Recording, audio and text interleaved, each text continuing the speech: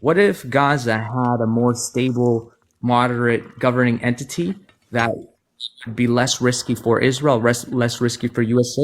Wouldn't that be a good path towards peace? Yeah, they did. It's called the PLO, bro. And you know what Israel called the PLO? Terrorist organization. And you know what they funded to get rid of the PLO? The thing that later became the H group, right? At the time, sections of the Muslim Brotherhood. They explicitly did this.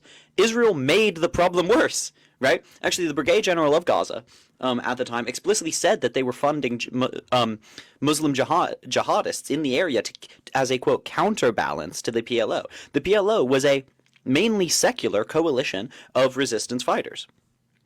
They explicitly off-centered the governing body that later did send Yasser Arafat was PLO, right?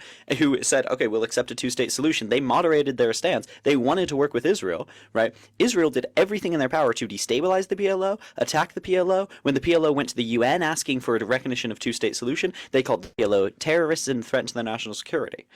Israel doesn't want this, right? It's really clear they don't want this. We can't pretend like the problem is instability in Gaza when Israel's actively working towards instability in Gaza. It's not to say it's the only reason, but if we're talking about this as two parties, right, we can't pretend like Israel's like Gaza's just magically becoming unstable when they have a pretty damn powerful neighbor that's working really hard to make it that way.